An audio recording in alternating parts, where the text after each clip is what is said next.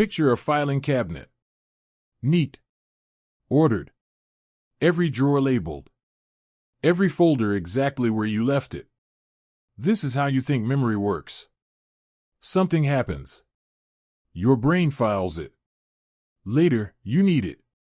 You open the drawer. You take it out. Unchanged. Waiting. This model feels obvious. It feels so natural you have probably never questioned it. It is completely wrong. Your brain does not have a filing cabinet. It does not have a hard drive. It does not have a storage room where experiences sit preserved in the dark, waiting to be retrieved. What your brain has is a network. A living, constantly shifting network of neurons that activate in patterns. Memory is not a thing stored in a location. Memory is a pattern of activation. And patterns, unlike files, do not sit still. A file does not change while you ignore it. A pattern does.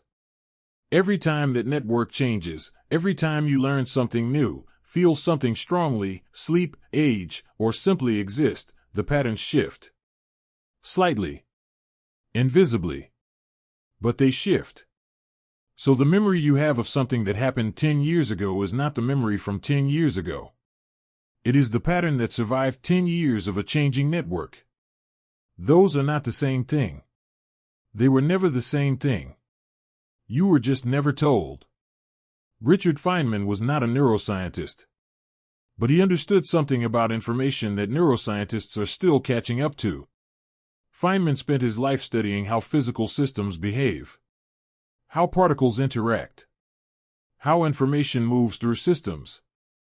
And one principle kept surfacing across different fields and different forms. Any system that interacts with information is changed by it. Read that again. Not just the information is changed. The system itself is changed. The observer. The retriever. The rememberer. In quantum mechanics, this is unavoidable. You cannot measure a particle without disturbing it. The act of observation is not passive. It is a physical interaction. And physical interactions leave marks on both sides. Feynman understood that this was not a quirk of quantum systems. It was a deeper principle. Whenever a system extracts information from its environment, it pays a cost. Something is disturbed. Something is altered. There is no free observation. There is no neutral retrieval. Now apply that to memory. Every time you remember something, your brain is not passively reading a file. It is a physical system interacting with a pattern. And according to everything Feynman understood about how physical systems behave, that interaction changes both the system and the pattern. You are not reading your memory. You are touching it. And everything you touch, you change.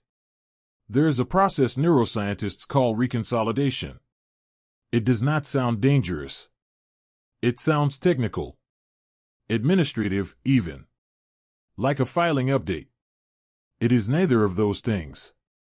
Here's what actually happens when you remember something. The memory becomes chemically unstable.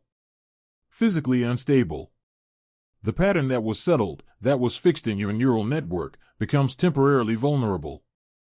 Open. Editable.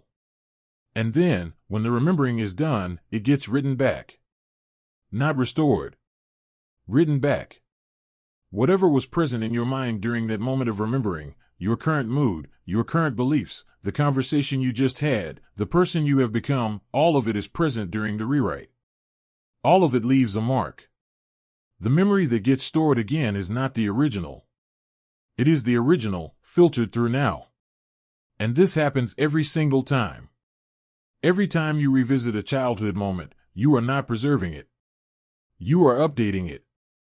Every time you retell a story from your past, you are not recounting it. You are reshaping it. Slightly. Invisibly. But permanently. The memories you have revisited the most, the ones you consider most vivid, most certain, most yours, are the ones that have been rewritten the most times.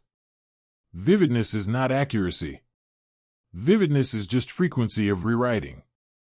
The memories you trust the most have been altered the most. And the ones you have barely touched, the faint ones, the ones you struggle to reach, those are closer to the original. Clarity is not a sign of truth. It never was. You do not remember events. You remember how events felt. This distinction sounds small. It is not small. It changes everything about what memory actually is and what it is actually doing inside you. When a memory is reconstructed, it is not reconstructed neutrally. Your brain is not a detached archivist carefully reassembling facts in the correct order. It is a living system with priorities. And its primary priority is not accuracy. It is survival. It is meaning. It is emotional coherence. So when you reconstruct a memory, your current emotional state acts as the editor. If you are angry today, memories involving that person will reconstruct with sharper edges. More grievance. More justification. If you are nostalgic, the same memories soften. Details that contradicted the feeling quietly disappear. You do not notice this happening. That is precisely what makes it so complete. Research has shown that people in positive emotional states recall more positive memories. People in fearful states reconstruct past events as more threatening than they previously remembered them. The emotion does not color the memory after the fact. The emotion is present during reconstruction. It is inside the process, shaping the output from within. This means two people who shared the exact same experience will reconstruct it differently. Not because one is lying. Not because one was more attentive. But because they are different emotional systems doing the reconstruction at different moments under different conditions. There is no shared past. There is only each person's ongoing reconstruction of it. And yours has been quietly, continuously edited by every emotional state you have passed through since. You have a story about yourself. You know where you came from. You know what shaped you. You know why you are the way you are. You carry a narrative, a sequence of memories that connect the person you were to the person you are now. That narrative feels solid. It feels like ground beneath your feet. It is not ground. It is water.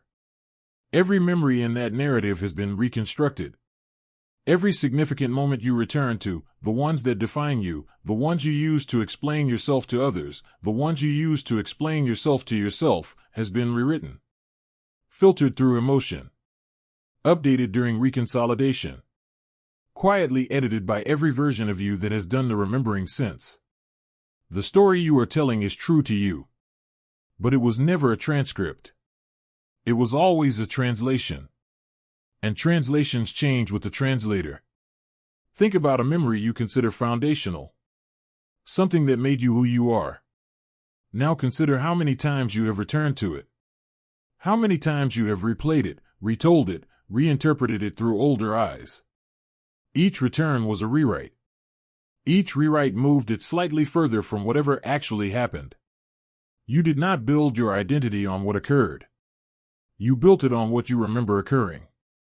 And what you remember occurring is a reconstruction, built by someone who was already shaped by previous reconstructions. There is no bedrock. There is no original document you can return to and verify.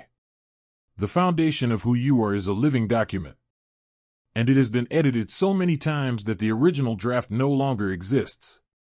There is a principle in physics that does not get discussed enough outside of laboratories. It is called irreversibility. And it is not a limitation of our technology.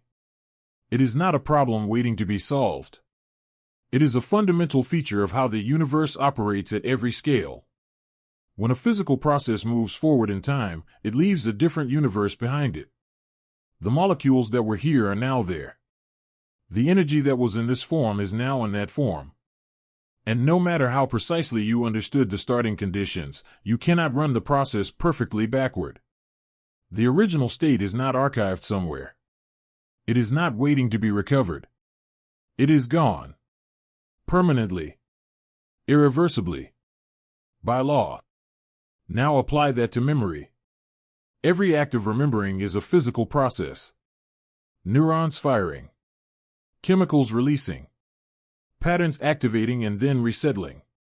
It happens inside a physical system, governed by physical laws. And physical laws do not make exceptions for things you would prefer to keep intact. The original memory, the pattern that formed in the immediate aftermath of the experience, was a physical state. And every reconstruction since has been a new physical process running forward in time, moving further from that original state with each iteration. You cannot go back. Not because your brain is imperfect. Not because time has faded things. But because the universe does not permit reversal. The original pattern has been overwritten by physical processes that cannot be undone. What you are carrying now is not a degraded version of the original. It is something new. Built from remnants. Shaped by everything that came after. The original is not stored somewhere deeper, waiting for the right trigger to surface it. It no longer exists as a physical state in this universe. It was consumed by the process of remembering it. So ask the question directly. If every memory is a reconstruction, and if every reconstruction is shaped by who you are at the moment of remembering, then your past is not a fixed place you came from. It is something you are continuously creating. And if your identity is built from that past, if the you that exists right now is nothing more than a narrative assembled from reconstructed, rewritten, emotionally edited memories, then who is doing the remembering? Who is the self that stands at the center of all this reconstruction? Feynman once said that the first principle is that you must not fool yourself. And that you are the easiest person to fool. He was not talking about memory specifically. But he could have been. Because the self that feels continuous, the self that feels stable, coherent, certain of its own history, is itself a product of the very process that corrupts. It was built by memory. It is maintained by memory. And memory, as you now know, does not preserve. It invents. Not maliciously. Not randomly. But inevitably. You are not who you remember being. You are who your reconstructions have slowly, quietly, convincingly told you that you are. And somewhere beneath all of that, beneath every rewritten moment, every edited emotion, every reconsolidated certainty, whatever you actually were, whatever actually happened, is unreachable. Not forgotten. Just gone.